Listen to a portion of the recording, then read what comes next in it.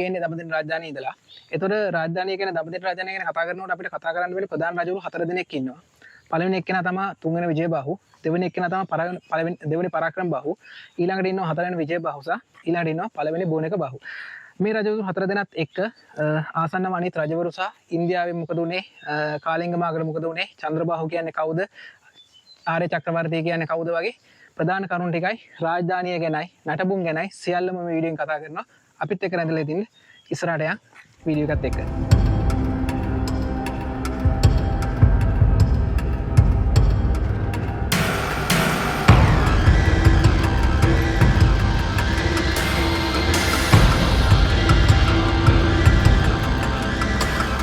දැන් අපි දඹදිව රාජධානියේ ඇතුල් වෙලා මේ පඩිපෙළ ටික නැගගෙන එනකොට අපිට ඉස්සල්ලාම හම්බෙන තාප්පේ තමයි මේක. හරිද? මේ තාප්පේ සාමාන්‍යයෙන් අඩි 3.5ක් විතර පළලට මම සම්පූර්ණ විස්තරයක් යන වීඩියෝ එක යන අතරතුර දාන්න. අඩි 3.5ක් විතර පළලට තනි කළු ගලෙන් තමයි නිර්මාණය කරලා තියෙන්නේ. කළු ගල් වලින් තමයි නිර්මාණය කරලා තියෙන්නේ. ඒතකොට මේ වගේම ලේයර් එකක් එහා පැත්තේ තියෙනවා, දෙක මැද්දට කළු ගල් දාලා තියෙනවා.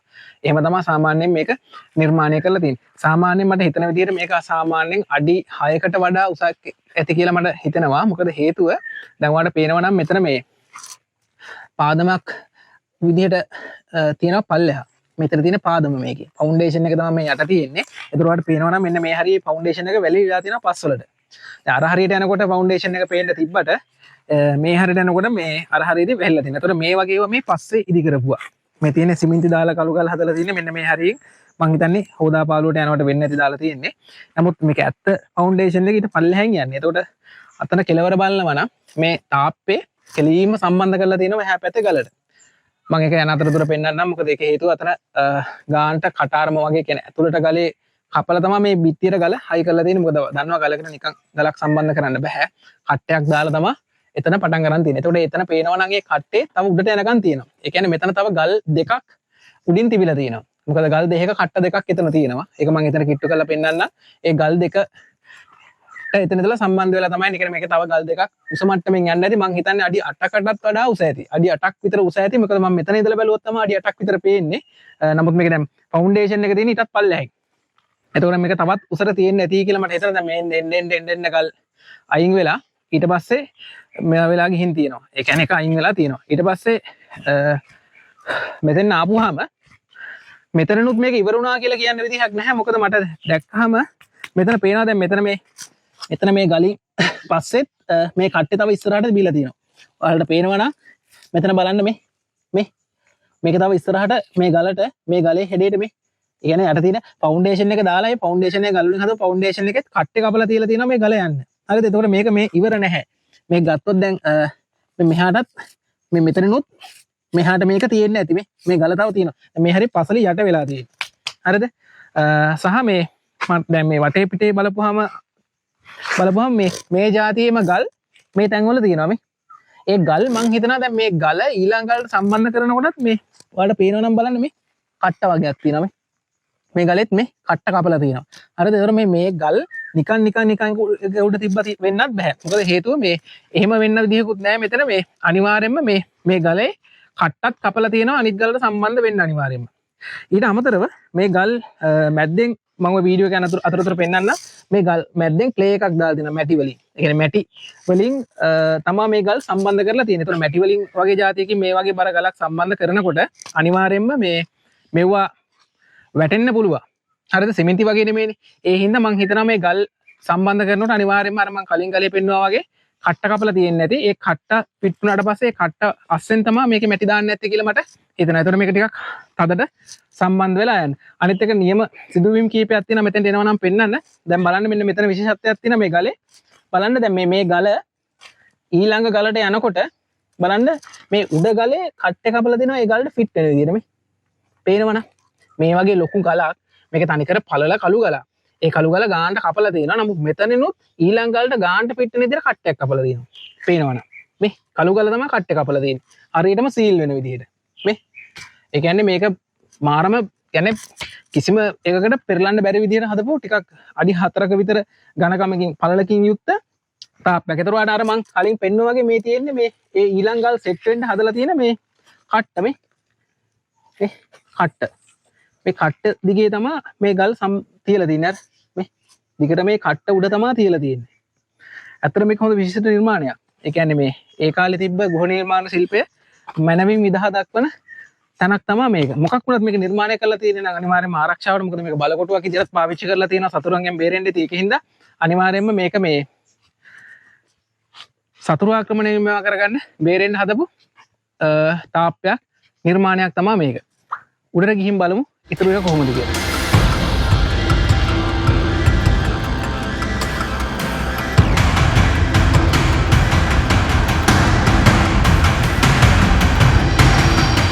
මම කලින් කතා කරපු බිත්තිය ළඟ ඉඳලා ඔහොමම උඩට එනකොට මෙන්න මේ මම දැන් ඉන්න ස්ථානට එනවා.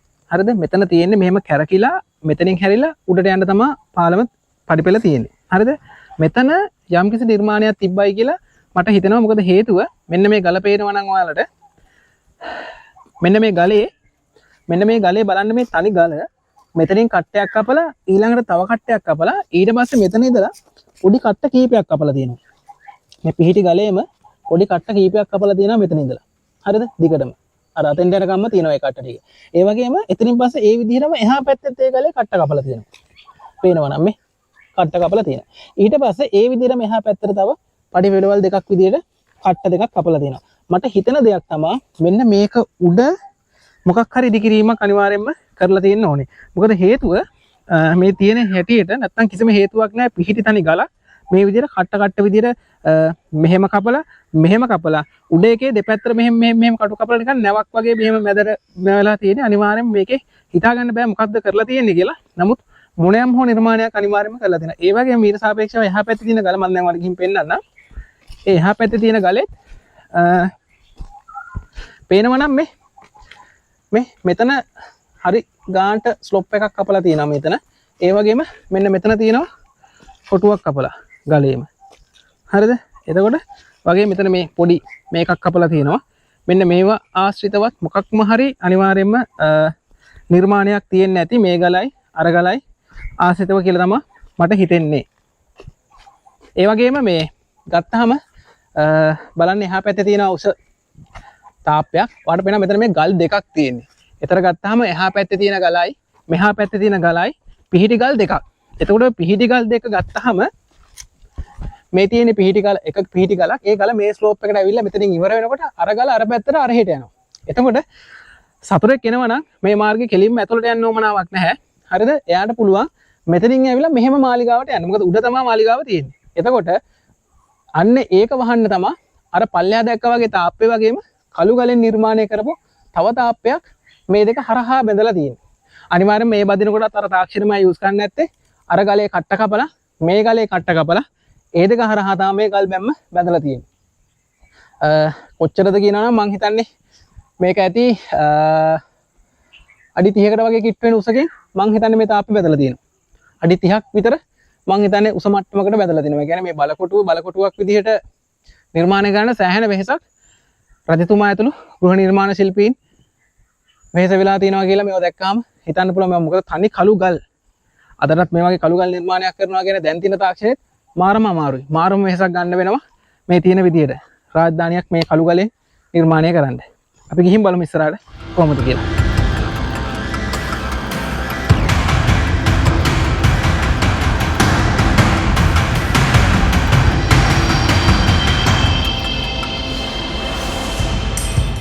මම දැන් මේ ඉන්නේ මේ පරණ මාර්ගය. මාර්ග දෙකක් තියෙනවා. මම කලින් අපි ආවේ අලුත් මාර්ගයෙන්. ඊට පස්සේ මේක පරණ මාර්ගය කියලා තමයි සඳහන් වෙන්නේ. ඒතකොට මේකත් එතෙන්ට තමයි සම්බන්ධ වෙන්නේ. ඒ කියන්නේ එකම තැනකින් ওই මාර්ග දෙකෙන් කෝකාවත් මෙතනින් තමයි උඩට යන්න තියෙන්නේ. එක මාර්ගය උඩට යන්න තියෙන්නේ. ඔතන තියෙන මාර්ගය විතරයි උඩට යන්න තියෙන්නේ. අලුත් එකෙන් આવත් පරණ එක. අලුත් එක කියලා සඳහන් කරාට ඒකත් පෞරාණික පාර්ගයක්. මම හිතන්නේ ඒ කාලේ වෙනකොට මේ පාරවල් දෙකම තියෙන්නේ නැති. හරිද? මෙතනදී මම දැක්ක විශේෂත්වයක් තමයි එකක් මේ දැන් කන්ස්ට්‍රක්ෂන් යන ගමන් තියෙන මේ පාර පල්ලෙහා හදනවා. මේ වගේම කළු ගල් දාලා පල්ලෙහා හදන ගමන් තියෙන්නේ. ඒ වගේ මේකේ දැක්ක විශේෂත්වයක් තමයි මෙතනත් අර පාර එනවා වගේ මෙතන මේ ගල් දෙකක් තමයි තියෙන්නේ.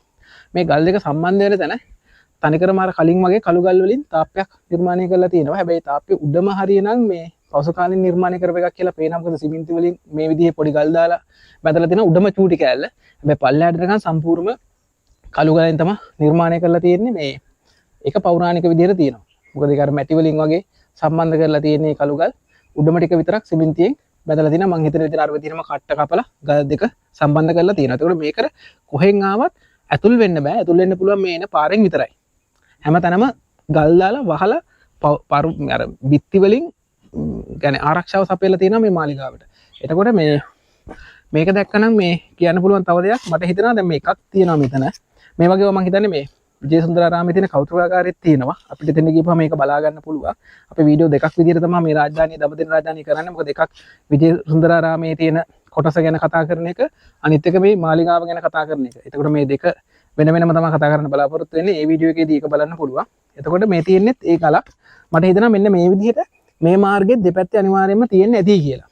මම කලින් මම පරණ මාර්ගෙනකොට මේ වගේ ගල් වගේක් පෙන්නුවා. ඒ වගේම මේකෙත් මේ විදිහටම පල්ලෙනකන් තියෙන්න ඇති. දැනට එකක් තියෙනවා ඉතුරු වෙලා. මේ තියෙන එකක් අනිත් ඒවා නම් දැන් නැහැ. මේව නම් පස්සේ නිර්මාණය කරපු සමහර ඒවා තියෙන්නේ. මොකද සිමෙන්ති පාරවල නම් මනම් තියෙනවා මේ වගේ. ඒතකොට මේව නම් පස්සේ නිර්මාණය වෙච්ච ඒවා වෙන්න පුළුවන්. නමුත් මේ විදිහට තියෙන්න ඇති කියලා මම හිතනවා. අපි උඩට ගිහින් බලමු කොහොමද කියලා මාලිගාවේ තත්ත්වය.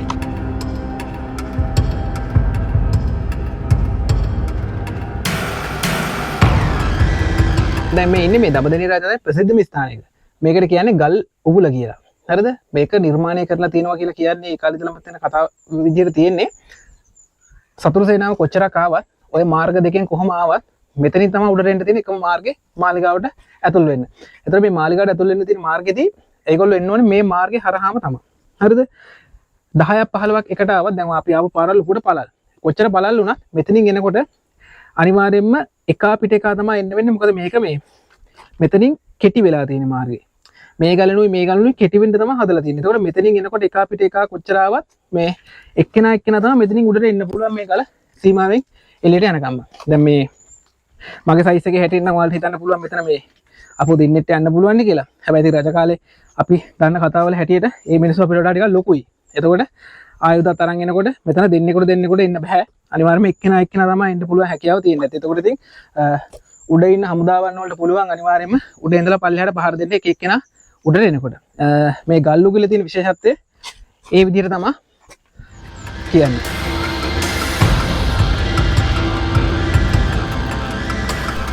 මම අර කලින් සඳහන් කරපු දන ගල් උගුලෙන් අපි උඩට එනකොට අපිට විශේෂ දේවල් කීපයක් දකින්න තියෙනවා.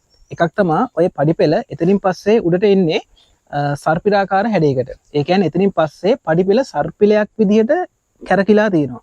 ඒ වගේම පඩිවල තියෙන පළල එන්න කෙටි කරලා තියෙනවා.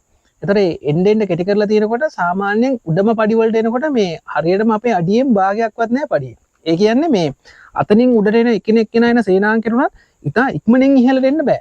කැරකිලා පඩි පළල අඩු වෙලා තියෙන බැගින් හරි පරිස්සමට අඩිය තියලා තමයි උඩට එන්නේ. කලබලෙන් නඩබඩ ගාලා උඩට නැග්ගොත් අනිවාර්යයෙන්ම ඒ සෙබළු අපව පිටිපස්සට වැටෙනවා. හරිද? ඒකින්ද මේකත් මට හිතෙනවා අර ගල් උගුලෙන් පස්සේ භාවිතා කරපු තවත් ආරක්ෂක ක්‍රමයක් මේ විදිහට පඩිපෙළ නිර්මාණය කරන්න.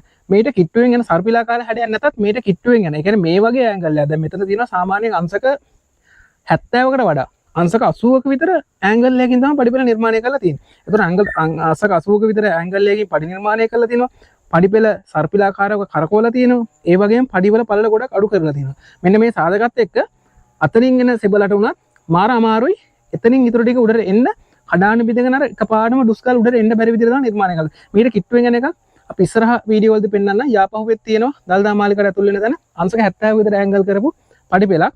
මම ඒකත් ඉස්සරහ වීඩියෝ වලින් පෙන්නන්නම්. ඒ වගේම මේ මෙතනින් මාලිගාව උඩට යන පඩිපෙළ වලත් ඔයාලට පේනවා මේ පඩිපෙළ පොඩි කරලා ඒ වගේම මේ සර්පිලාකාරව තමයි නිර්මාණය කරලා තියෙන්නේ. මේකෙත් උඩට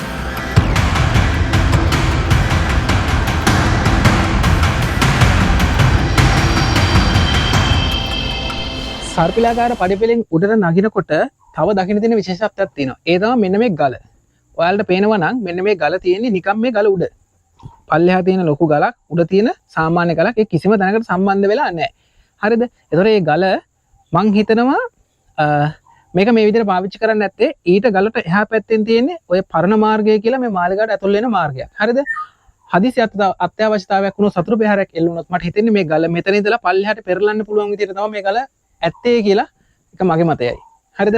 මොකද මේ ගලේ කිසිම සම්බන්ධයක් නැහැ වෙන කිසිම තැනකට. මේක හයියෙන් මේ පැත්තට තල්ලු කරොත් අනිත් එක ඒ පැත්තට පෙරලෙනපම ගල ඉවරයි හැ පැත්තේ. පොඩි ටච් එකක් දුන්නා නම් මොකක් හරි ලීයක් හරි මොකක් හරි දාලා පොඩ්ඩක් තද කරලා මෙහෙට කට්ටියක් ඇද්දනම් මේ ගල පොඩි ටච් එකක් දැම්ම නම් එහා පැත්තෙන් පෙරලනවා. කෙලින්ම එහා පැත්තේ තියෙන්නේ අර ඇතුල් වෙන්න පාර. ඒතකොට ඒකට වැටිලා අනිත් එකේ පාර තියෙන්නේ පල්ලමට. අනිවාර්යෙන් මේ ගල පෙරලා පල්ලම දිගේ පල්ලෙහාටම යනවා. ඒ කියන්නේ එතන සතුරු හතුරුදාවක් ආවත් අනිවාර්යෙන් මේක මේ ආයුධයක් කියන්නේ මොකක් හරි ප්‍රහාරයකට මේ විදිහට තියන්න ඇති කියලා මට හිතන දෙයක් මම මේ කියන්නේ. ඒක හරියටම සාක්ෂි වලින් කිසිම දැනකින් ඔප්පු වෙන්නේ නැහැ. මම මේ දැන් දැක්ක හින්දා තමයි මම ඒක ඔයාලට කිව්වේ.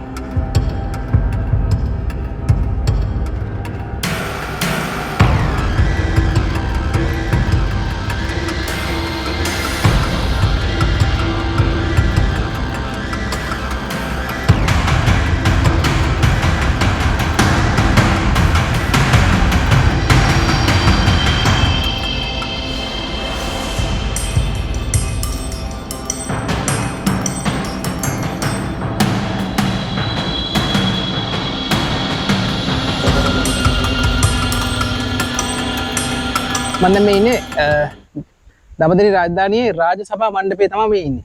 එතකොට මේක රජවරු 4 දෙනෙක් විතර භාවිතා කරන්න ඇති කියලා මම උපකල්පනය කරනවා. ඒ වගේම මෙතනදී අපිට දකින්න තියෙන විශේෂතා කීපයක් තියෙනවා. එකක් තමයි මෙතන මේ මට හිතෙනවා මේ රාජසභා මණ්ඩපය නිර්මාණය කරලා තියෙන ඇති ලීවරින් කියලා. මොකද හේතුව මේ ගලේ කොටලා තියෙනවා මේ කොටුවට ගල.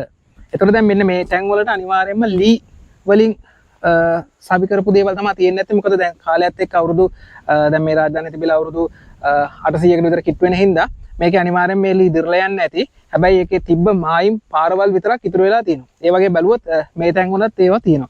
ඊට අමතරව මේකේ මට හිතන විදිහට මේ ගල් වටේට බැම්මක් ගිහින් තියෙනවා. මොකද හේතුව ඒකට සාක්ෂි විදිහට තියෙනවා මෙන්න මෙතන තියෙන මේ ගලේ කටුප ඇලි නැත්තම් කාණු වගේ ඒවා.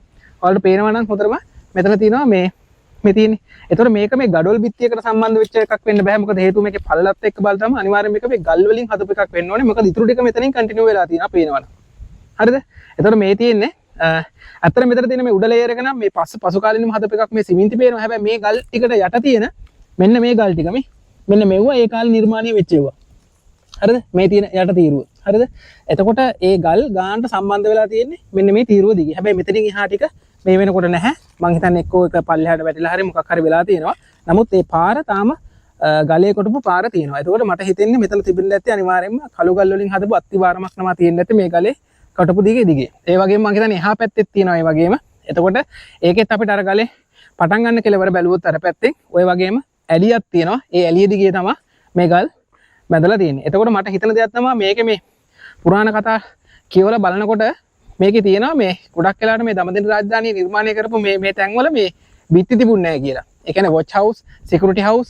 එතකොට මේ වගේ මණ්ඩපවල මේ ගලෙන් උඩට යනකම් බිත්ති බැඳලා තිබුණේ නැහැ. අවට පේන විදිහට තමයි නිර්මාණය කරලා තිබ්බේ කියලා සඳහන් වෙනවා. එතකොට මේ තිබ්බ ගල් තියෙන මෙතන මට හිතෙන්නේ ලී ස්ට්‍රක්චර් එකක් ගහලා ඒක උඩ මොනවා හරි පාදමක් වගේ ලී වලින් හදලා ඒක උඩ මේක තිබ්බා වෙන්නත් පුළුවන්. හරිද? හිතා ගන්න අමාරුයි කොයි වගේද තිබ්බේ කියලා. වහලයක් ගහන්න නැති අනිවාර්යෙන්ම වහලයක් ගහලා ලී වලින් නිර්මාණය කරපු මණ්ඩපයක තමයි මේක අනිවාර්යෙන්ම තිබිලා තියෙන්නේ මේ තියෙන සාක්ෂිත් එක්ක. හරි අපි හරියට ගිහින් බලමු. මම දැන් මේ ඉන්නේ අර කලින් කතා කරපු රාජසභා මණ්ඩපයේට මේ රාජමාලිගාවේ ඉඳලා ඇතුල් වෙන පඩිපෙළ ළඟ මේ ගලේම තමයි මේ කොටලා තියෙන්නේ. එතකොට මේ තියෙන්නේ කොටපු ගල් පඩි මට එක දෙයක් හිතෙනවා මෙතන මේ සමහර කට්ටිය කියනවා මේක මේ විදිහට කොටලා මේක උඩ ගියා කියලා. මං හිතනවා සාමාන්‍ය රජ කෙනෙක් මේ වගේ අනාරක්ෂිතව මේ වගේ ගලක් උඩින් මේ පඩි උඩින් ගියා වෙන්න බෑ. මේකක් තියෙන අර මේ මං අර කලින් සඳහන් කරා වගේ අර මේ ගල් කියන්නේ දැන් අපි හිතමු ගඩොල් ගලට හයි කරන තැන ඒ කට්ට කපනවනේ. අන්න ඒ විදිහට මේ පඩිපෙළ කට්ට කපපු කට්ට ටික තමයි තියෙන්නේ. මේක උඩ අනිවාර්යයෙන්ම ගල් වලින් පඩිපෙළක් ලස්සනට බැඳලා තියෙන්න ඇති මේක උඩ. හරිද? එතකොට දැන් පේනවා නම් මේ බලන්න මේ හරියම පොඩි කට්ටනේ තියෙන්නේ. යට ලොකු කට්ට තියෙනවා එන්න උඩට එනකොට පොඩි කට්ට වෙලා තියෙනවා. හරිද? එතකොට මේ පොඩි කට්ට තියලා මේක අනිවාර්යයෙන්ම මේක උඩ ගලෙන් පඩිපෙළ ලස්සනට හදලා තියෙන්නේ ඇති. අවුරුදු 800ක් විතර කාලයක් එක්ක මේක වැස්සලාරේ මේ නඩත්තුවක් නොකර යනකොට මේක අනිවාර්යයෙන්ම අයින් වෙලා යන්න ඇති. කට්ටේ විතරක් ඉතුරු වෙන්න ඇති කියලා තමයි හිතෙන්නේ. නැතුව මං හිතන්නේ කවදාවත් රජ කෙනෙක් මේ වගේ අමාරුවෙන් මේ අනාරක්ෂිතව මේ ගල් පඩි දිගේ මෙහෙම රාජසභා මණ්ඩපයට ගියා කියලා හිතන්න අමාරුයි. අපි මාලිගාවට ගිහින් බලමු එතනදී.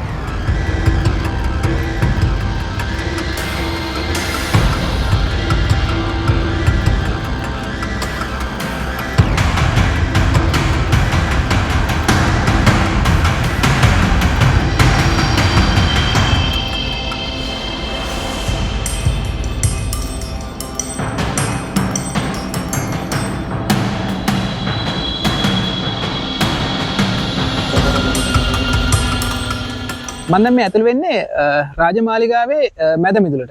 මේක තමයි රාජමාලිගාවේ මැද මිදුලට සලකන්නේ. මේකට දෙන ප්‍රධාන සාධකය තමයි මේක මේ මැද මිදුලක් කියන්න හේතුව තමයි මේකට මේ වහලයක් එහෙම නැත්නම් උඩට වහලයක් ගහන්න වගේ කිසිම සාක්ෂියක් මේකේ නැහැ. ඒ කියන්නේ දැන් මාලිගාවේ මම වාට ඉස්සරහට පෙන්නන්නම් කණු වලට අදාළව තියෙනවා මේ කොටු කපලා ඇතුළට කණු හිටවන්න පුළුවන් එකක්. නමුත් මේකේ එහෙම කිසිම සාක්ෂියක් නැහැ. ඒ කියන්නේ මේක ඕපන් ඒරියා එකක් විදිහට තමයි මේක අනිවාර්යයෙන් සදාන්නේ. ඒ වගේම තව දෙයක් තියෙනවා. වහලයක් නැති වෙන්න ඊළඟ හේතුව තමයි. ඔයාලට පේනවා නම් මෙන්න මේ කට්ට. වතුර බහින්න කාණු පද්ධතියක් විදිහට මේක හදලා තියෙනවා. මේ කාණුව මේ ගොඩ නැගිල්ලෙන් කෙලියම එහා පැත්තට ගිහපම එහා පැත්තෙන් එළියට වැටෙනවා. ඒ කියන්නේ මෙතන වතුර පිරෙනවා.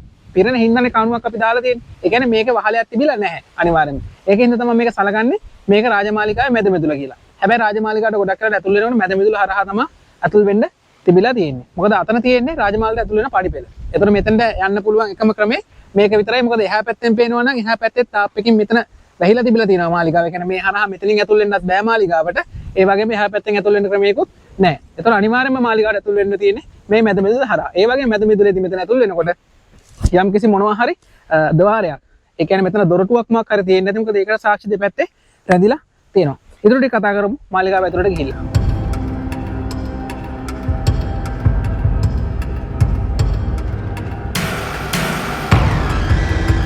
රාජමාලිගාව ඇතුලේ දඹදෙණිය රාජමාලිගාව ඇතුලේ තමයි මේ ඉන්නේ. පුරාණ පොත්වල කියන විදිහට මේක තට්ටු 3කට තිබ්බා කියලා කියනවා. 3 ස්ටෝරි මාලිගාවක් කියලා තිබ්බා. ඒකට එහෙම කොහෙවත් හරි එවිඩන්ස් එකක් හම්බෙලා නැහැ. ඒගොල්ලන්ට කියන ප්‍රධාන හේතුව තමයි ඔයාලට පේනවා නම් මෙන්න මේ තියෙන ගලේ කොටලා තියෙන මේ කණු බස්සන්න පුළුවන් වලවල් වල සයිස් එක මේ. ඔයාලට පේනවා නම් මේ හැමතැනම පේනවා. මම කිට්ටු කරලා පෙන්නන්නම්. දැන් මේ තැන් වලක් තියෙනවා. හරිද? මම වෙන වීඩියෝ එකක් ඒ කණු වල ගේන්න. හරිද? එතකොට මේකේ තියෙන සයිස් එක සහ මේක බේස් කරලා තියෙන ගලක් උඩ. එතකොට සාමාන්‍ය ශක්තිමත් පාදමක්. එහෙම නැත්නම් බේස්මන්ට් එකක් තියෙන හින්දා මේක 3 ස්ටෝරි වුණා කියලා පුරාවිද්‍යාවෙන් සලකනවා. එතකොට ඒකත් එක්ක මේගොල්ලෝ දෙන එකම සාක්ෂිය තමයි මේ මෙච්චර ලොකු වලවල් මේකේ ගහලා තිබ්බා කියලා කියන්නේ ශක්තිමත් පාදමක් මේකේ තිබිලා අනිත් එක තමයි මේක ගිලා බහින්නේ කළු ගලක් උඩ තියෙන. තනි කළු ගලක් උඩ තියෙන. ඒ කියන්නේ මේකට ඕන බරක් දරා ගන්න පුළුවන්. ඒකත් එක්ක මේක තට්ටු 3ට තිබ්බයි කියලා ගෙස් කරන්න පුළුවන්. සමහර වෙලාවට මට හිතෙනවා මෙන්න මෙහෙම වෙන්නත් පුළුවන්. සමහර වෙලාවට මේක තට්ටු දෙකට වගේ තියෙන්නේ. ඒ කියන්නේ සාමාන්‍ය අපි දන්නවා ඒ කාලේදී තට්ටු දෙකට හදනවා කියලා කියන්නේ ලොකු ලී කොටන් හෝ එහෙම නැත්නම් ගල් කණු උඩ හදලා ඒක උඩ ස්ට්‍රක්චර් එකක් ගහනවා ලී වලින්. ඒ ලී ස්ට්‍රක්චර් එක උඩ තමයි අර මේ සාමාන්‍ය ලී වලින් ලෑලි වලින් ෆ්ලෝ එකක් හදලා ඒක තමයි උඩ තට්ටු විදිහට ගොඩක් කරලා පාවිච්චි කරේ. හැබැයි මේකේ ගෘහ නිර්මාණ ශිල්පීන් මෙහෙම කරා වෙන්නත් පුළුවන්. ඒ විදිහට 2 ස්ටෝරි ගහලා 2 ස්ටෝරි තිබ්බා. 2 ස්ටෝරි ගහලා වහලේ 3ක් විදිහට පේන විදිහට ගැව්වත් දන්නේ නැහැ. දැන් අර උදාහරණයක් විදිහට මෙහෙම වහලේ ඇවිල්ලා තව කෑල්ලක් කඩලා ආයෙ උඩින් ගහන්න පුළුවන්. එතකොට 2 ස්ටෝරි එකේ එහෙම ගහපුවම ඈතට පේන එක තට්ටු 3ක් විදිහට. සමහරට එහෙම තිබ්බා වෙන්නත් පුළුවන් සමහර වෙලාවට. එතකොට ඒක පේන්නේ තට්ටු 3ක් හින්දා මේක තට්ටු 3ට තිබ්බා වෙන්නත් පුළුවන්. වෙන කිසිම සාක්ෂියක් නැහැ. තියෙන එකම සාක්ෂිය තමයි ගලක් උඩ සහ මේ වගේ ලොකු ඒ කියන්නේ මේ වගේ ලොකු බේස් වලවල් තිබ්බ එක සාමාන්‍යයෙන්. මොකද මෙච්චර ලොකු බේස් වලවල් අනිත් ඒ වගේ අනිත් මාලිගාවල හම්බෙන්නේ නැහැ. දැන් අපිට වෙන තැනකට ගියත් දැන් උදාහරණයක් විදිහට අපිට යාපහුවට ගියත් මෙහෙම ඒවා හම්බෙන්නේ නැහැ. මෙච්චර ලොකු එහෙම වලවල් හම්බෙන්නේ නැහැ. ඒතකොට මේකෙන් අදහස් වෙන ටිකක් ලොකු පාදමක් එක්ක ගොඩක් උඩට මේක නිර්මාණය කරා කියන සාක්ෂිය විතරමයි හම්බෙන්නේ. ඊට අමතරව තව විශේෂයක් තියෙනවා මෙතන පේනවා නම් තවත් මේ ගෘහ නිර්මාණ ශිල්පයේ අලංකාරයත්වය පෙන්වන මෙන්න මෙතන මේ රූපයක් වගේ එකක් තියෙනවා. මට නම් පේන්නේ මේක අලියෙක්ගේ රූපයක් වගේ එකක්. අතන නැට්ට මෙතන කකුල් ටික තියෙන මෙතන හොඬේ නමන් ඉන්නා වගේ පේන හැඩයක් තමයි මට මේ බැලමල් බඳ පේන වලට පේනවා නම්.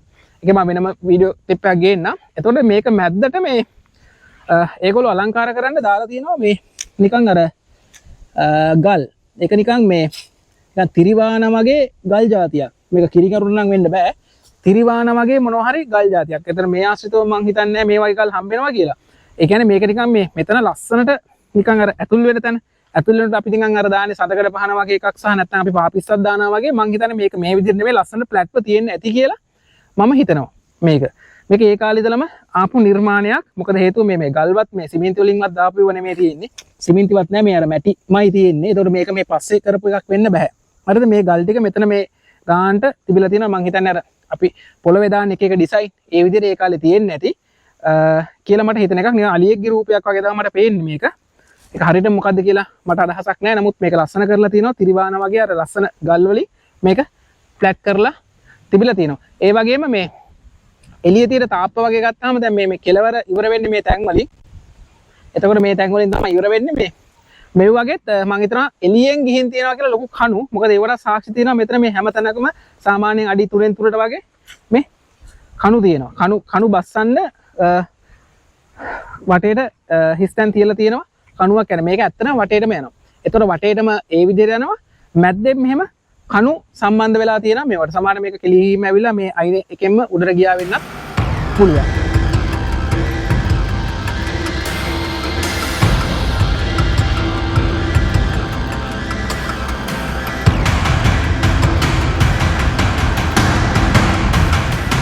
මම දැන් මේ ඉන්නේ මැද මිදුලට ඇතුල් වෙන්න චුට්ටක් කලින් අපිට හම්බෙනවා පොඩි ස්ථානයක්. මෙන්න මේ විදිහට ගල් කුළුණු තියෙන පොඩි ස්ථානයක් හම්බෙනවා. මේක ඇත්තරම මොකට පාවිච්චි කරාද කියලා අයිඩියා එකක් ඇත්තරම මට නැහැ. හැබැයි මේවා ගත්තාම දැක්කාම මේකේ තියෙන විශේෂත්වයක් මේ ගල් කුළුණු වල මේ කට්ට කපලා තියෙනවා. මේ බිම ඉඳලම කට්ට වගේක් කපලා තියෙනවා. ඒ වගේ හැම ගලකම තියෙනවා. දැන් මේ ගලේ ගත්තත් පැහැදිලිව පේනවා මේ විදිහට කට්ට කපලා තියෙනවා. හරිද? අර ගල් වලත් තියෙනවා මේ ගල් වලත් ඒ කට්ට කපලා තියෙනවා. එතකොට මේක මේ මෙතනින් ගත්තාම තීරුවක් විදියට අර කෙළවරේ රාජසභා මණ්ඩපයට පොඩ්ඩක් ඉස්සරහා ඉඳලා මේක කෙලීම යනවා රාජමාලිගාවේ බිත්තිය දක්වාම යනවා. මේක ඇත්තටම මෙතනින් වෙන් කරලත් නැහැ. හරිද?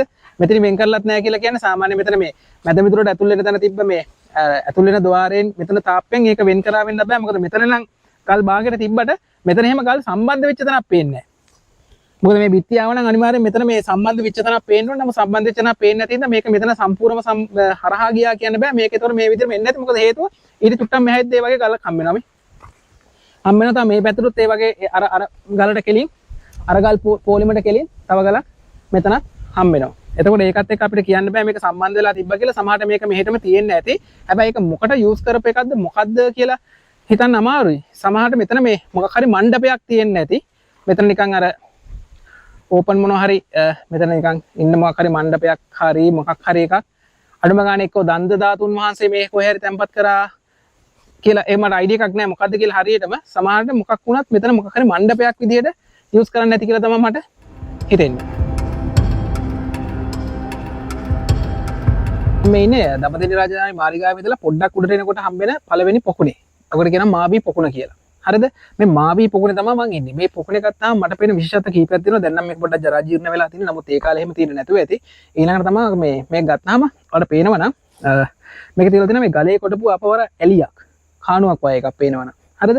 මේක මම දැන් වීඩියෝ එක යන අතරතුර උඩ ක්ලිප් ටිකක් පෙන්නන්නම්. මේක මේ විදියට වටේටම තියෙනවා. මේ ගල වටේටම තියෙනවා. මට හිතෙන එක හේතුවක් තමයි මේක ගල් බැම්මකින් මේක වට කරලම තියෙන්නේ.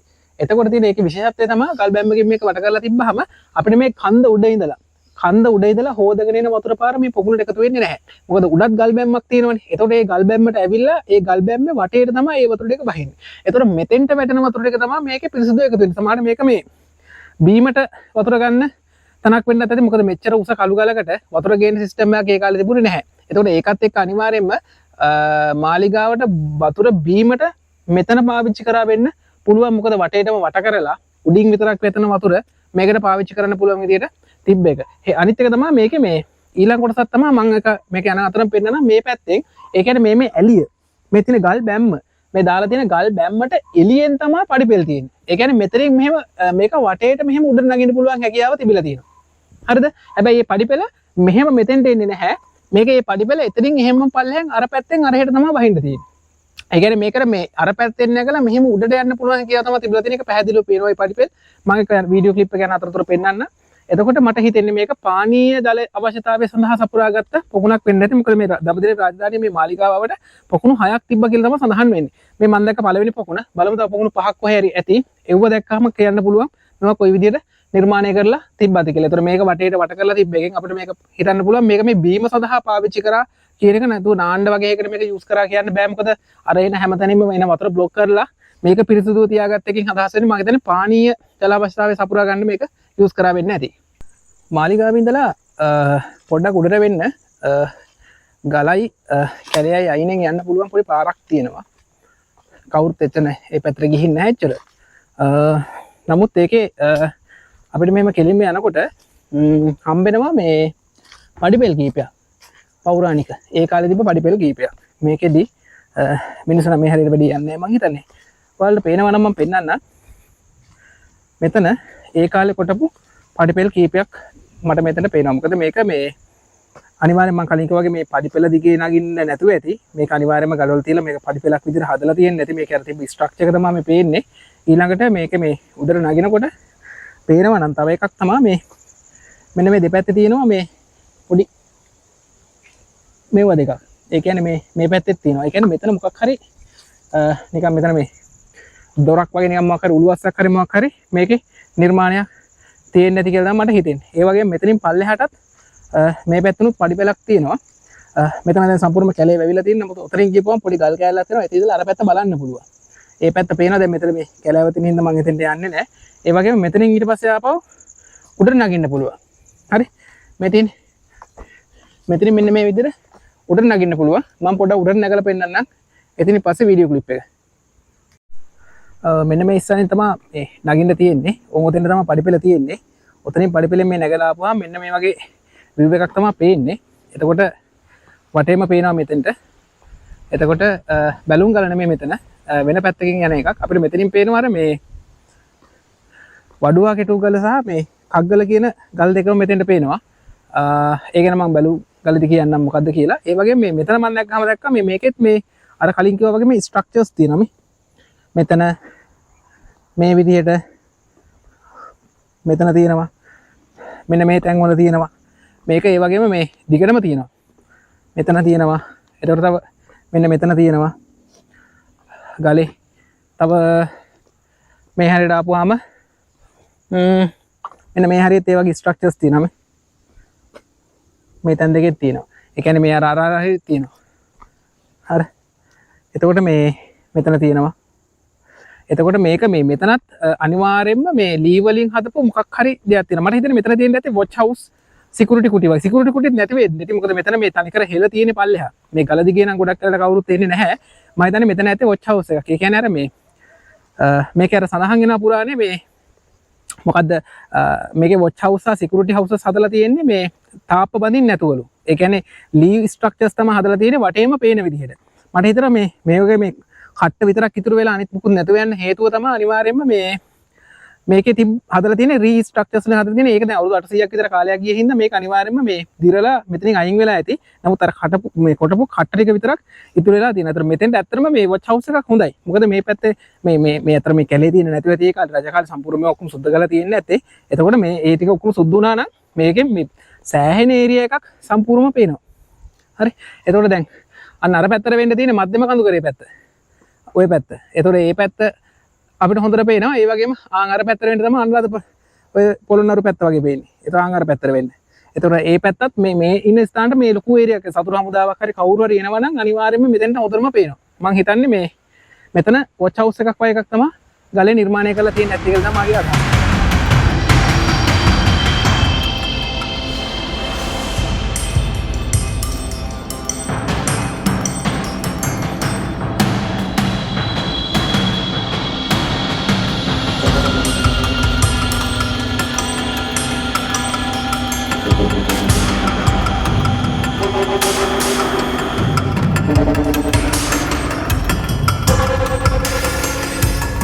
රත්මල්දී පොකුණට බහින පඩිපෙළ ළඟින් උඩ තියෙන රාජමාලිගාව එතනින් පල්ලෙහාට බහිනකොට තමයි අපිට මේ පඩිපෙළ හම්බෙන්නේ. මේ තියෙන්නේ තනි කළු ගලේම කොටපු පඩිපෙළ. නමුත් මම කලින් කිව්වා වගේ මේ පඩිපෙළ මේ විදිහට තියෙන්නේ නැතුව ඇති. මේක උඩ අනිවාර්යයෙන්ම යම්කිසි ඉදිකිරීමක් තියෙන්න ඇති. පඩිපෙළක් ලස්සන හදපු එකක්. මොකද මේක ගොඩක් වෙලාවට රජතුමා රැජිනියෝ කුමාරිකාවන් වගේ යූස් කරපු එකක් මේක. ඉතින් ඒකින්ද මෙහෙම තියෙන්නේ නැතුව ඇති. එතකොට ඒ පඩිපෙළෙන් පස්සට පේනවා මෙතන තියෙනවා ගල් බිත්තියක්. තනිකර ගල් වලින් හදපු ගල් බිත්තියක් පේනවා. මේ ගල් බිත්තිය සම්පූර්ණම මේ පොකුණේ පිටිපස්සට යනකම්ම නිර්මාණය කරලා තියෙනවා. මෙන්න මේ මැද හරියට එනකම් ගස් මායිමට එනකම්ම මෙන්න මේ නිර්මාණය දිගටම කරලා තියෙනවා. එතකොට ඒකට හේතුවක් එකක් තියෙනවා. මේ පැත්තෙන් ගලටම සම්බන්ධ වෙලා තිබ්බ කියන්නේ එවිඩන්ස් එකක් විදියට සාක්ෂියක් විදියට දෙනවා. මෙතන ගල ඇතුළට කොටලා. ඒ කියන්නේ අනිවාර්යෙන්ම මේක මෙතනින් නැවතිලා නැහැ. මේ මෙතෙන්ටම සම්බන්ධ වෙලා තියෙනවා. දැන් ඒ ටික හානි වෙලා ගිහින් තියෙනවා. එතකොට මේ පැත්තට ගත්තාම මෙතන ඉඳලා මේ බිත්තිය අයින්ට ආපුවාම මේ බිත්තියම ඉතුරු පඩිපෙළ නිර්මාණය කරන්න නැති පල්ලයට බහින්න. හරිද?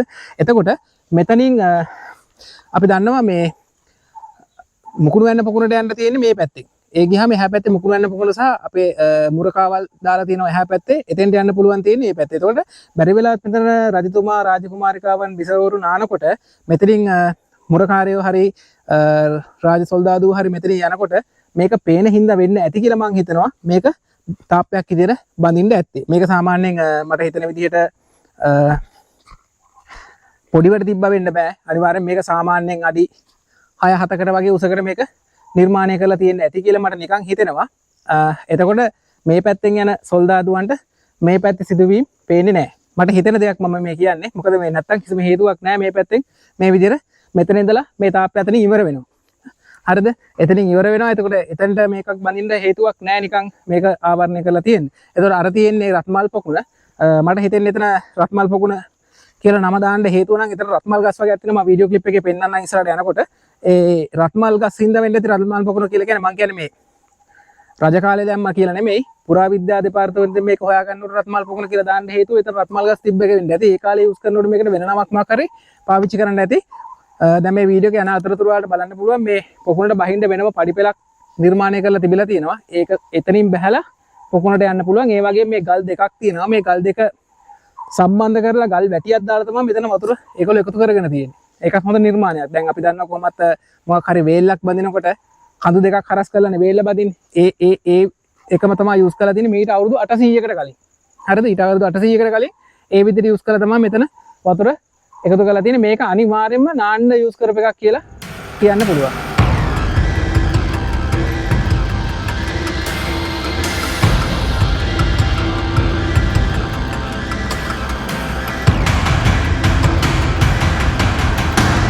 මම මේ ඉන්නේ මේ මුකුණු වෙන්න කියන පොකුණේ. හරිද? පොකුණු දෙකක් තිබ්බා. එකක් තමයි රත්මල් පොකුණ, අනිත් එක තමයි මුකුණු වෙන්න පොකුණ. දැන් මම මේ ඉන්නේ මුකුණු වෙන්න පොකුණේ. මුකුණු වෙන්න පොකුණ කියන්නේ මම හිතන්නේ රජ කාලේ නම් මුකුණු වෙන්න පොකුණ කියලා දාන්න නැතුව ඇති. නමුත් මේකේ මම වීඩියෝ ගැන අතරතුර පෙන්නන්නම්. මේකේ එක එක ගස් జాති තියෙනවා. මම හිතන්නේ මෙතන මේ මුකුණු වෙන්න ගස් හරි මොනවා හරි තියෙන්නේ නැති. ඒකයි මේ පුරාවිද්‍යාවෙන් දාන්න නැති හොයාගැනීමේ පාසල මුකුණු වෙන්න පොකුණ කියලා. හැබැයි මේකේ කිසිම තැනක මේ පඩිපෙලක් හෝ මේක නාන්න හෝ මොකක් හරි එකට පාවිච්චි කරා කියන කිසිම සාධකයක් මෙතන නැහැ. ඒ වගේම මේ ගල උඩ බලපුවම මේ ගල උඩ මේ අඩම ගානේ මේ ගලේ කොටපු අර මං කලින් කිව්වා වගේ මොකද ස්ට්‍රක්චර් එකක්වත් ඒ කොටුවක් වගේ මොකක් හරි වලක්වත් ඒ වගේ කිසිම දෙයක් මේ ගල උඩ මෙතනත් නැහැ. එතකොට මේක ඒ වගේ නෑමට හෝ වෙන දෙයකට පාවිච්චි කරා කියලා හිතන්න ටිකක් අමාරුයි. මොකද ඒ ආශ්‍රිතව කිසිම ස්ට්‍රක්චර් එකක් මේ ගලේ නැහැ. හැබැයි මේට එහා පැත්තේ තියෙන ගල බැලුවොත් එහෙම මේ ඒ ගලේ නම් තියෙනවා මේ අනිවාර්යයෙන්ම මේ පොඩි පොඩි ස්ට්‍රක්චර් මේ උඩ. ඒ කියන්නේ ගල උඩ තියෙනවා මේ අර වගේ සිකියුරිටි වලට පාවිච්චි කරපු මේ ගලේ කොටපු පොඩි පොඩි ලාංඡන තියෙනවා. ලී වලින් ගහපු මොන හරි අට්ටාල වගේ දේවල් තියෙන්නේ නැති ඒ ගල උඩ එතන තියෙනවා. නමුත් මේ පොකුණේ කිසිම සඳක එහෙම බැහැලා නාපු හෝ වෙන මොකක් හරි එකට යූස් කරා කියලා කිසිම සාධකයක් මෙතන නැහැ. පඩිපෙලක් හෝ වෙන ඉදිකිරීමක් හෝ කිසිම දෙයක කිසිම ලාංඡනයක් සලකුණක් කිසිම දෙයක් නැහැ. මට හිතෙන්නේ මේ ගල් දෙකේ තියෙන පීටීමත් එක්ක මෙතන වතුර එක්රැස් වෙනා වගේ සිද්ධියක් තමයි මෙතන තියෙන්නේ. අපි ගිහින් බලමු ඉස්සරහට.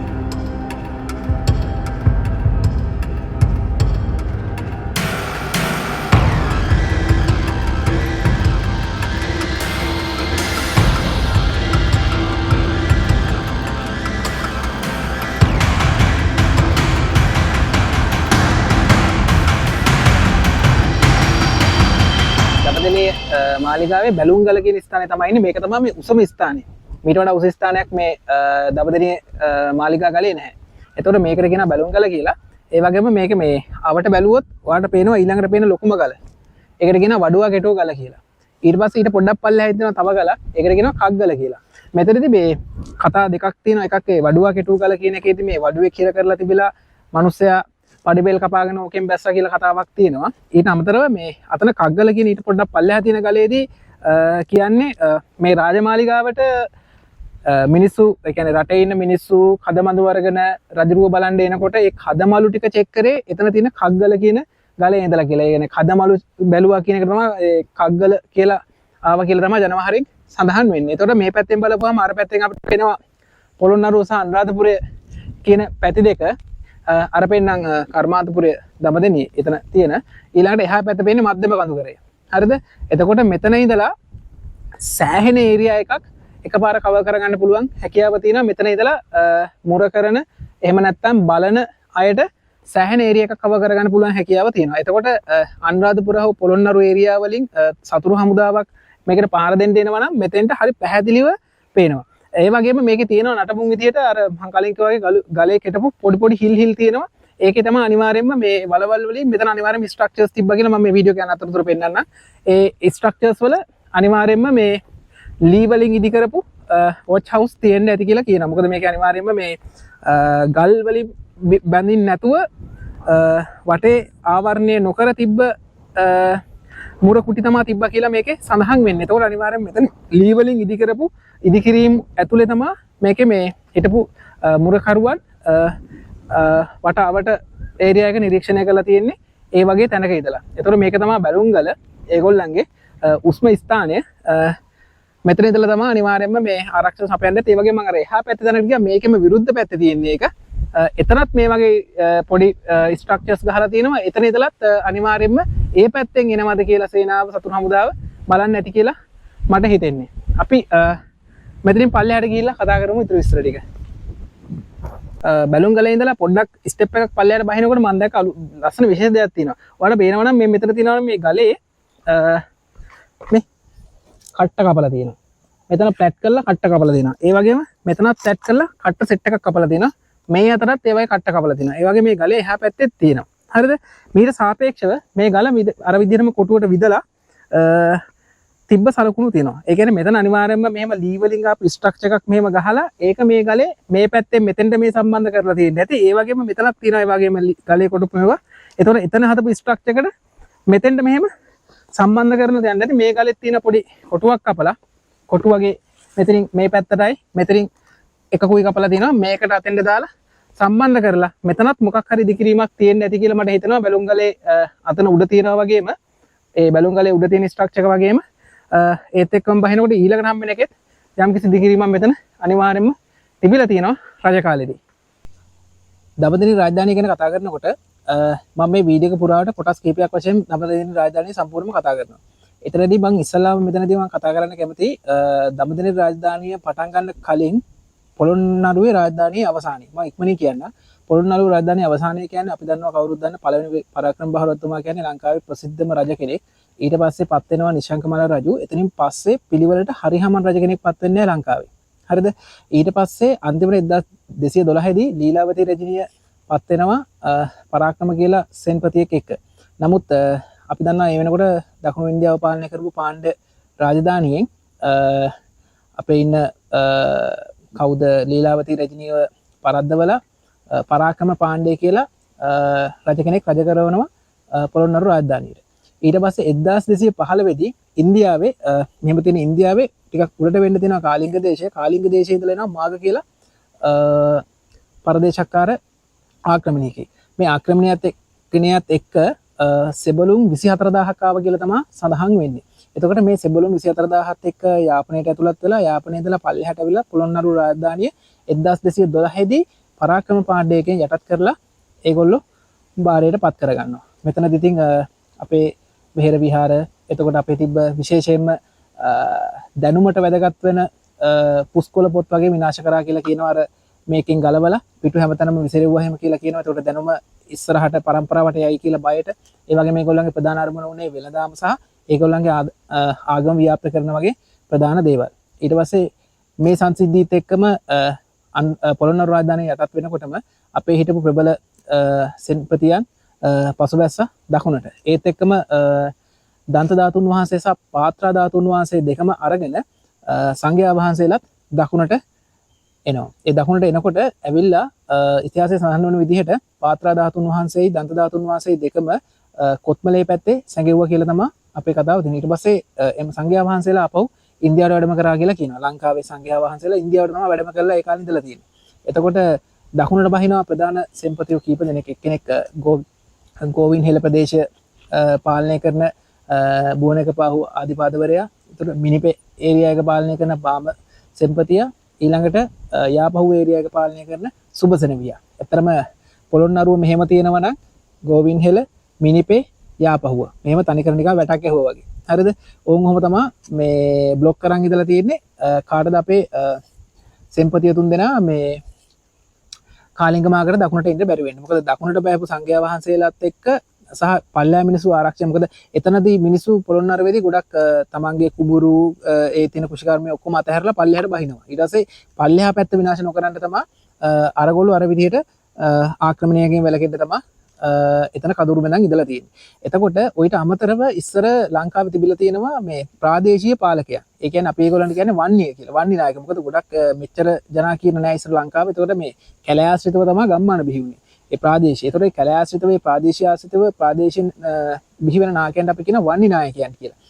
ඔය බලකොට තුනට අමතරව ඔය කැලෑ ආශ්‍රිතව ප්‍රාදේශීය ආශ්‍රිතව ඉන්න වන්නි නායකයොත් සෑහෙන සපෝට් එකක් දීලා තියෙනවා කාලිංගගේ පල්ලෙහාට එන එක වළක්වන්න. හරිද? එතකොට ඕක තමයි එතකොට ඒ කාලේදී පොළොන්නරු රාජධානිය අවසානයේදී අපි ස්ට්‍රක්චර් එක උනේ. ඒ කියන්නේ ගෝවින්හෙල රජ කරනවා බුවනක බාහුව අධිපතිවරයා, මිනිපේ ඉන්නවා බාම මේ සෙනවිය, යාපහුවේ ඉන්නවා සුබ සෙනවිය. ඊට අමතරව අපේ වන්නි නායකයන්ගේ සපෝට් එක තියෙනවා. එතකොට ඔන්න ඔය තියෙන පවුරු වලල්ලෙන් තමයි කාලිංග මාකට දකුණට එන්න බැරි වෙන්නේ. හරි. අපි ඊටු ටික කතා කරමු. තා පොඩ්ඩක් ඉස්සරහට ගිහිල්ලා. මම කලින් සඳහන් කරපු සෙම්පතිය තුන්දෙනාට අමතරව වන්නි නායකයෝ ලංකාවේ ඉන්නවා කියලා මම ඉස්සෙල්ලා සඳහන් කරා. එතන අතරින් බිහි වෙන වන්නි නායකයෙක් තමයි මේ තුන්වෙනි විජයබාහු කියලා කියන්නේ. එතුමා තමයි මේ දඹදිව රාජධානිය පළවෙනි රජතුමා විදිහට සැලකෙන්නේ. එතකොට එතුමා වන්නි නායකයෙක් බවට පත් වෙන්නේ තරුණ වියේදී තමන්ගේ තරුණ වියේදී වන්නි නායකයෙක් විදිහට පත්වන වන්නි රජ එහෙම නැත්නම් තුන්වෙනි විජයබාහු රජතුමා අවුරුදු 18ක් ඉන්නවා තමන්ගේ රාජාභිෂේකයට පත් වෙන්න. එතකොට එතුමා අවුරුදු 18ක් යනකම් මොකද හේතුව තැන් තුනක සෙම්පතියෝ ඉන්නවා, තව වන්නි නායකයන් ඉන්නවා. එතකොට මෙයාට මේ මායා රටේ බලය පිහිටවන්න බෑ ඒගොල්ලන්ගේ තනුග්‍රහය නැතුව. මොකද හේතුව මෙතුමා රාජවංශයකින් පැවති කෙනෙක් නෙමෙයි. මෙතුමා ඇවිල්ලා තියෙන්නේ මේ නැම්බර සෝම වංශ කියලා මේ පෙළපතකින්. ඒගොල්ලොත් අර රජ පෙළපතේ නැති වුණාට ඇත්තටම ඉහළ පැලැන්තියක්. නැම්බර සෝම වංශ කියන්නේ ඉතින් ඉඩම් කඩම් තිබ්බ ටිකක් ඉහළ පැලැන්තියක්. ඒ පැලැන්තියකින් තමයි තුන්වෙනි විජයබාහු රජතුමා පැවතගෙන එන්නේ. එතකොට මෙතනදී නමුත් රජ පෙළපතක් නෙමෙයි හින්දා මෙයාට රාජ්‍යත්වය තහවුරු කරගන්න බැරි වෙනවා. මෙයා තරුණ වියේ වන්නි නායකයෙක් වුණාට. මෙයාට අවුරුදු 18ක විතර කාලයක් ගියා කියලා තමයි සඳහන් වෙන්නේ. තමන්ගේ රාජ්‍යත්වය තහවුරු ගන්න 1232 දී. 1232 දී අනිත් වන්නි නායකයෝ සහ අර ඉන්න සෙම්පතියොත් එක්ක කතා කරගෙන මෙයා රාජ්‍යත්වයට පත් වෙනවා දඹදෙණිය රාජධානිය කරගෙන. හරිද? එතකොට මායා රටේ මෙයා රාජ්‍යත්වය තහවුරු කරනවා 1932 දී. 1232 දී. එතකොට ඒ වෙනකොටත් කාලිංග මාග පොළොන්නරුවේ රාජ්‍යත්වයට පත් වෙලා තියෙනවා. කාලිංග මාග 1215 දී පොළොන්නරු රාජධානිය අල්ලගත්තට පස්සේ එතුමා එදා ඉඳලම 1255 වෙනකන් පොළොන්නරුවේ රාජධානිය කරනවා. ඒ අතරතුර කාලේ තමයි තුන්වෙනි විජයබාහු දඹදිව රාජධානිය පිහිටවලා ඒකෙම ඉන්නේ. මේ අතරතුර කාලයේදී මෙයාට රාජ්‍යත්වය හම්බ වෙනකොට 1232 දී මෙයාට ඕන වෙනවා අපෙන් ලංකාවේ ඉඳලා ඉන්දියාවට ගිය හාමුදුරුවරු නැවත වඩම්මලා දන්ත ධාතුව සහ පාත්‍ර ධාතුන් වහන්සේ එතුමා ළඟට ගන්න. ඒ අතරතුර කාලයේදී විජයබාහු රජතුමාගේ තුන්වෙනි විජයබාහු රජතුමාගේ ඇමතිවරු යවනවා ඉන්දියාවට ගිහිල්ලා හාමුදුරුවන්ගේ ළඟට වඩම්මගෙන එනවා. ඒ වඩම්මගෙන එන හාමුදුරුවෝ කොත්මලේට ගිහිල්ලා හංගල තිබ්බතනින් දන්ත ධාතුන් වහන්සේ සහ පාත්‍ර ධාතුන් වහන්සේ ඇවිල්ලා තුන්වෙනි විජයබාහු රජතුමාට දෙනවා ආරක්ෂා සහිතව මේක තියාගන්න කියලා. ඒකෙන් පස්සේ එතුමා දළදා මාලිගාවක් නිර්මාණය කරලා පාත්‍ර ධාතුන් වහන්සේ සහ දන්ත ධාතුන් වහන්සේ තමන් සතුව සුරක්ෂිතව පවත්වාගෙන යනවා. 1232 පත් වෙන මෙම රජතුමා 1236 දී තමන්ගේ රාජත්වයේ තමන්ගේ පුතා වෙන දෙවන පරාක්‍රමබාහු රජතුමාට මේක පුද කරනවා. එතකොට 1236 වෙනකොට තුන්වෙනි විජයබාහු රජතුමාගේ කාලය අවසන් වෙනවා. එතනින් පස්සේ ආරම්භ වෙන්නේ දෙවන පරාක්‍රමබාහු රජතුමාගේ කාලය. අපි ඒක පොඩක් ඉස්සරහින් කතා කරමු. එතකොට 1236 ඉඳලා දෙවන පරාක්‍රමබාහු රජතුමා තමයි දඹදිව රාජධානියේ රාජ්‍යත්වයට පත් වෙන්නේ. දෙවන පරාක්‍රමබාහු රජතුමා කිසිසේත්ම කාලිංග මාගගේ ආක්‍රමණයට එච්චර හිත හොඳින් නෙමෙයි ඉන්නේ. හැබැයි මං කිව්වා වගේ කලින් කියපු සෙන්පතිවරු තුන්දෙනා සහ අනිත් වන්නි නායකයන් සහ විජයබාහු රජතුමා මේ ඉන්න ඔක්කොමලාම ඇත්තටම කාලිංග මාගට එරෙහිව සරණ කරන්න ඇත්තට ලොකු කැමැත්තක් තිබුණේ නැහැ. ඒගොල්ලෝ කරේ තමන්ගේ දේශ සීමාව ආරක්ෂා කරගෙන සාමයෙන් හිටපු එක පමණයි. හැබැයි දෙවන පරාක්‍රමබාහු රජතුමාට එහෙම අවස්ථාවක් තිබුණේ නැහැ. දෙවන පරාක්‍රමබාහු රජතුමා කලේ සේනාව සංවිධානය කරගෙන කාලිංග මාගට පහර දෙන්න තැත් කරපු එක තමයි. ඒතකොට 1236 ඉඳලා පරාක්‍රමබාහු රජතුමා තමන්ගේ සේනාව රැස් කරන්න පටන් ගන්නවා. මේ අතරතුර කාලයේදී එනම් 1236 ඉඳලා 1245 වෙනකොට අලුත් ආක්‍රමණිකයෙක් ලංකාවට එනවා. ඔහුගේ නම තමයි චන්ද්‍රබාහු කියන්නේ. චන්ද්‍රබාහු කියන්නේ ඇත්තටම හොයලා බලනකොට ත්‍රම්බ්‍රලීන් කියන රාජධානිය ඉඳලා මෙහෙට පැමිණි කෙනෙක්. ත්‍රම්බ්‍රලීන් කියලා කියන රාජධානිය හරියටම දැනට හොයාගෙන නැති වුණත් ආසන්න වශයෙන් කියවෙන්නේ සවුත් ඊස්ට්. ඒ කියන්නේ ඔය දකුණු තායිලන්තයේ ජාව සුමාත්‍රා වගේ ඒ ආශ්‍රිතව ඉඳලා ආපු රාජධානියක ඉඳලා ආපු කෙනෙක් කියලා තමයි හැඳින්වෙන්නේ. හේතුව දැනට අපි විශ්වාස කරන විදිහට එතුමා ඇවිල්ලා චන්ද්‍රබාහුව ඇවිල්ලා ආක්‍රමණිකයා කෙලින්ම පහර දෙන්නේ දඹදිව රාජධානියට. නමුත් උඩ කාලිංගමාග වගේ ඒවා තියද්දී ඒවා පාස් කරන් ඇවිල්ලා මෙතෙන්ට පහර දෙන්න හේතුව වෙන්නේ දන්ත ධාතුන් සහ පාත්‍රා ධාතුන් වහන්සේ රැගෙන යාමට කියලා දැනට හිතන්න පුළුවන්. මොකද හේතුව චන්ද්‍රබාහු කියන්නේ බෞද්ධයෙක්. සහ බෞද්ධ ආගමිකව තිබ්බ රටවල් වලින් තමයි මෙහෙට ඇවිල්ලා තියෙන්නේ. එතකොට ඒකත් එක්ක එහෙම තමයි දැනට විශ්වාස කරන්නේ. චන්ද්‍රබාහුට 1245 දී ආක්‍රමණය සාර්ථක කරගන්න බැරි වෙනවා. මොකද හේතුව සාර්ථකව දෙවන පරාක්‍රම බහරතුමා චන්ද්‍රබාහුව එලවා හරිනවා. ඒතර ඒ එළවන චන්ද්‍රබාහු මෙතනින් ගිහිල්ලා ඔය මුලතිව් පැත්තට වෙන්න දැන්ට ලංකාවේ මුලතිව් පැත්තට වෙන්න පදිංචි වෙනවා. ඒගොල්ලෝ අපු සේනාවත් එක්ක පදිංචි වෙලා ඉන්නවා. ඒ හැරෙට කියනවා මේ ජාවක ප්‍රදේශය කියලා තමයි ඒ කාලේ හඳුන්වලා තිබ්බේ. ජාවක කියලා කියන්නේ ඔය පිටපැත්තෙන් එන කට්ටියට හඳුන්වපු නමක් තමයි ජාවක කියන්නේ. ඒතකොට ඒගොල්ලෝ හිටපු ඉඳේ ජාවක ප්‍රදේශය කියලා තමයි එහෙ හඳුන්වන්නේ. එතකොට මේ කාලේ 1245 දී මෙහෙම සිද්ධ වෙනකොට 1255 දී කාලිංග මාගත් එක්ක කරන සටනේදී පරාක්‍රම බහුරතුමා ජයග්‍රහණය කරනවා. එතකොට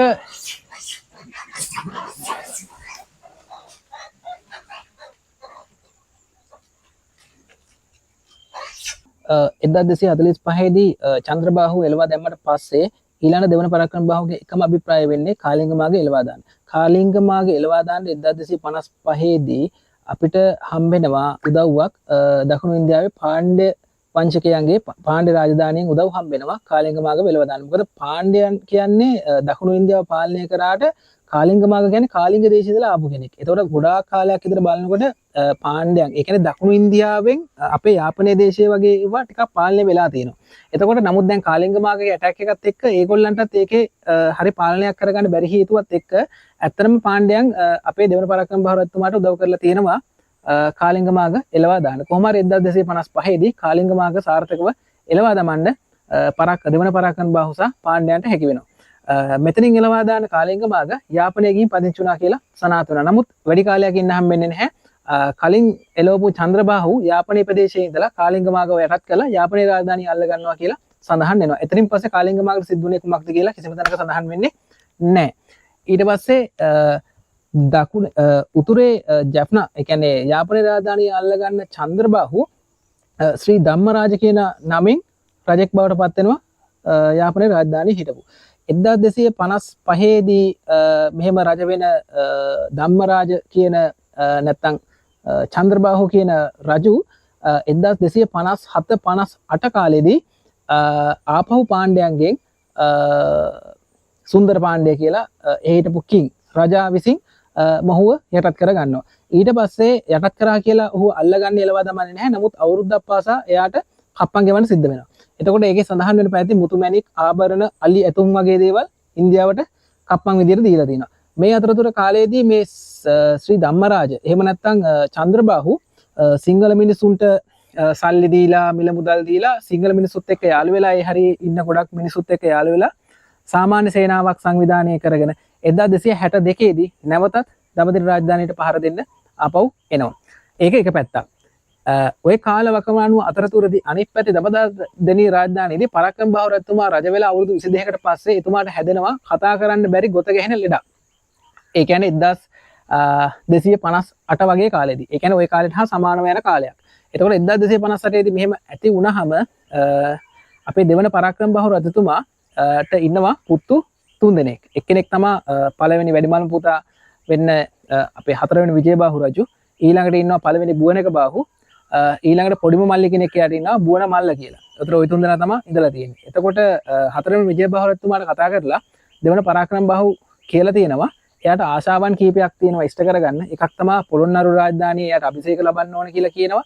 ඊළඟට පෝය කර්මයක් සිද්ධ කරන්න ඕන කියලා කියනවා. ඊළඟ අමතරව මේ ඔය රුවන්වැලි සාය ආශ්‍රිතව නැවත ඉදිකිරීම කරලා එයාට එව්වත් කරන්න ඕන කියලා. ඒ කියන්නේ බෞද්ධ කටයුතු පොඩ්ඩක් ඉහළ දාන්න ඕන කියලා ඔය බේසික් කටයුතු ටික කියනවා. එතකොට ඔය අතරතුර කාලයේදී තුන්වෙනි විජයබාහු සහ එයාගේ ඥාති සහෝදරයෙක් වෙන වීරබාහු කියන දෙන්නා යනවා පොළොන්නරුවට. පොළොන්නරුවට ගිහිල්ලා අර කඩා බිඳ දාලා ගිය කාලිංග මාග කඩා බිඳ දාලා තිබ්බ විහෙර විහාර එතකොට අනිත් නටබුන් වගේ දේවල් ආපහු නැවත ඉදිකිරීමක් කරන්න පටන් ගන්නවා. මේ අතරතුර කාලයේදී ආපහු කුඹුරු කොවිතැන් මේවා කරලා මිනිස්සු නැවත පදිංචි කරන්න පටන් ගන්නවා. ওই කාල තුරදී මේගොල්ලෝ නැවතිලා ඉන්නවා කියන්නේ යාපහු බලකොටුයි. යාපහු බලකොටුවේ ඉඳලා තමයි මේ කටයුතු සිදු කරන්නේ. ওই කාලය අතරතුර තමයි 1261 62 කාලවලදී නැවතත් චන්ද්‍රබාහු ඇවිල්ලා යාපහුවට ඇවිල්ලා වීරබාහුට සහ හතරවෙනි විජයබාහුට කියනවා එයාට දන්ත ධාතුන් වහන්සේ දෙන්න, එයාට පාත්‍ර ධාතුන් වහන්සේ දෙන්න, ඒ වගේම ඔටුන්න දෙන්න කියලා. එතකොට මේ හේතුව මත කවදාවත් ඒක දෙන්නේ නැහැ. ඊට පස්සේ ආපහු යුද්ධයක් ඇති වෙන 1262 දී චන්ද්‍රබාහුත් එක්ක. මේ යුද්ධයන අතරතුරදී දෙවන පරාක්‍රම බාහු රජතුමාගේ හිටිය සෙන්පතියෙක් අපි කවුරුත් දන්න දේවපති රාජ. දේවපති රාජ කියන සෙන්පතියව ඉන්දියාවට යවලා පාණ්ඩේ සුන්දර පාණ්ඩයන්ගෙන් උදව් ගන්නවා මේ පාර නැවතත් චන්ද්‍රබාහුව එලවා දමන්න. එතනදී චන්ද්‍රබාහුව එලවා දමන්න ඇත්තටම සුන්දර පාණ්ඩයන්ගෙන් උදව් හම්බ වෙනවා. සමහරට චන්ද්‍රබාහුවටත් හම්බෙන්නේ නැති. මොකද එයාත් කප්පන් ගෙවන ඉඳ එයාට මේ පැත්තට උදව් හම්බෙන්නේ නැති. හැබැයි මෙහෙටත් උදව් කරලා තියෙනවා.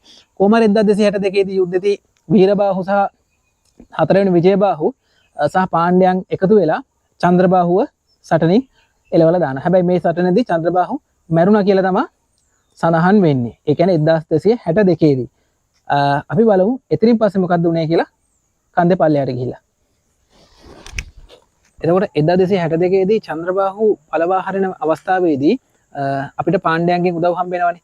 එතකොට පාණ්ඩයන්ගෙන් උදව් හම්බ වෙනකොට පාණ්ඩ්‍ය රජ කරේ ජාතවරම් සුන්දර පාණ්ඩේ. එතකොට ජාතවරම් සුන්දර පාණ්ඩේගේ ආපු එයාගේ සහෝදරයෙක් තමයි ජාතවරම් වීර පාණ්ඩේ. ජාතවරම් වීර පාණ්ඩේ තමයි දෙවන පරාක්‍රම බාහුවට උදව් කරලා තියෙන්නේ චන්ද්‍රබාහුව එලවා දමන්න. මෙතනින් පස්සේ චන්ද්‍රබාහුව එලවා දමනකොට තම්බලි දේශේ එහෙම නැත්නම් ඔය චන්ද්‍රබාහුව ආපු කින්ඩම් එකේ රජ කරලා තියෙන්නේ එයාගේ පුතා.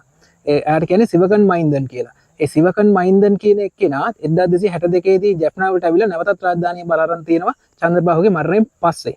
1262 දී මේ බාර ගන්න රාජධානිය නමුත් පාණ්ඩයන්ට මෙයා තමන්ගේ තාත්තා වගේ කිසිම කප්පමක් ගෙවන්නේ නැහැ. හැබැයි යටත් වෙලා තමයි ඉන්නේ. යටත් වෙලා හිටියට කිසිම කප්පමක් ගෙවලා නැහැ. එතකොට ඔය සිදුවෙන අතරතුරදී අපේ දඹදිව රාජධානියේදී සිද්ධ වෙනවා වෙනම කාර්යයක්. ඒ තමයි හතරවෙනි විජයබාහු විසින් දෙවන පරාක්‍රම බාහු රජතුමාව පොළොන්නරුවට එක්කන් ගිහිලා පොළොන්නරුවේදී නැවතත් රාජාභිෂේකය කරනවා. එතනදී රාජාභිෂේකය කරලා ඉවර වෙලා අර වගේම පොහොය කර්මය කරලා ඒකට අවශ්‍ය සියලුම දේවල් එතනදී සිද්ධ කරනවා. සිද්ධ කළා නැවතත් දෙවන පරාක්‍රම බාහු රජතුමාව දඹදිව රාජධානියට ආපහු එක්කගෙන එනවා. එක්කගෙන එනකොට පොළොන්නරු රාජධානියේ වීරබාහුව තියලා තමයි එන්නේ. එතකොට දඹදිවයේ ඔය සිද්ධිය සිදුවෙන අතරතුර 1277 දී 1277 වෙනකොට ඉන්දියාවේ 1277 වෙනකොට දකුණු ඉන්දියාවේ පාණ්ඩේ රාජ්‍ය පාලනය අරන් තියෙන මාවරම් කුලසේකර කියන රජ කෙනෙක්.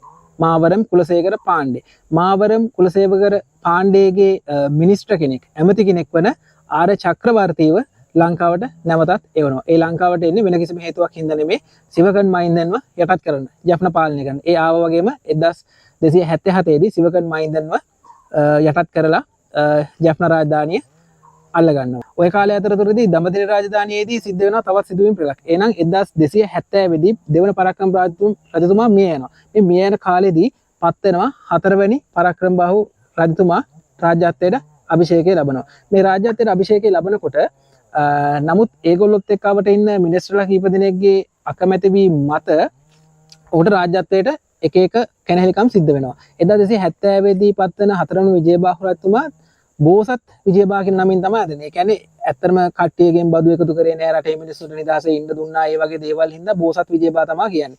කාලයක් එක්කම භාණ්ඩාගාරයේ හිස් වෙනකොට ඇත්තටම සමහර වෙලාවට මිල මුදල් අඩුකම තිබිලා තියෙනවා පඩි ගෙවන්න පවා.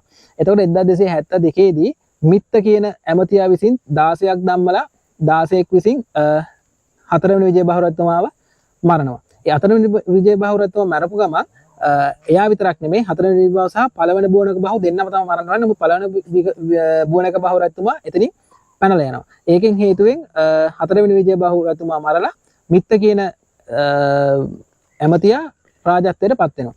මිත්ත කියන ඇමතියා රාජත්වයට පත් වුණාට පස්සේ මෙයාගේ වටේ ඉන්න අනිත් ඇමතිවරු කියනවා ඔයාලට දිගටම රට පාලනය කරන්න ඕන නම් හමුදාව ඔයා ගාව ඉන්න ඕනේ. ඒකින්ද හමුදාවට පඩි ගෙවන්න කියලා. එයා ඊට පස්සේ කරන්නේ හමුදාවට පඩි ගෙවනකොට ඉස්ලාම සිංහල හමුදාවට පඩි ගෙවන්න කියලා කියනවා. හේතුව මොකද? සිංහල හමුදාවට පඩි ගෙවුවොත් සිංහල හමුදාවනේ ගොඩක් රටේ ඉන්නේ. අපේ කට්ටියත් එක්ක ඒකින්ද සිංහල හමුදාව අපිත් එක්ක තියාගත්තාම අනිත් අයට ප්‍රශ්න නැහැ. ඔතන සිංහල හමුදාවට ගෙවන්න කියන හේතුව අතන පාණ්ඩයත් එක්ක අපේ තිබ්බ සම්බන්ධතාවයත් එක්ක පාණ්ඩ හමුදාවත් අපිට දීලා තිබ්බා. ඒතකොට මේ රාජධානියේ හිටියේ සිංහල හමුදාව විතරක් නෙමෙයි සිංහල හමුදාව පාණ්ඩ හමුදාවයි. පාණ්ඩ හමුදාව වැඩ කරන්නේ සිංහල රජුට.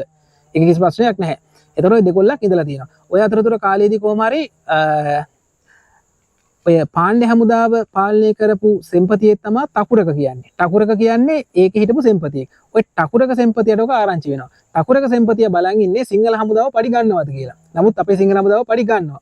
ඊට පස්සේ ටකුරක කියන සෙන්පතියා රජතුමාට පණිවිඩයක් යවනවා මට රජතුමාව හම්බෙන්න ඕනේ මේ ගැන කතා කරන්න කියලා. ඊට පස්සේ රජතුමා ඒතර රජතුමා කියන්නේ මිත්ත කියන ඇමතියා. ඊට එයා තමයි රජ වෙලා හිටියේ. ඊට පස්සේ එයා අවස්ථාවක් දෙනවා එන්න කියලා. එතකොට රජ හම්බෙන්න ගියේ වෙලාවේදී ටකුරක කරන්නේ මොකද්ද? ගත්ත ගමන් තමයි කඩුවෙන් රජතුමාගේ බෙල්ල කපලා දානවා.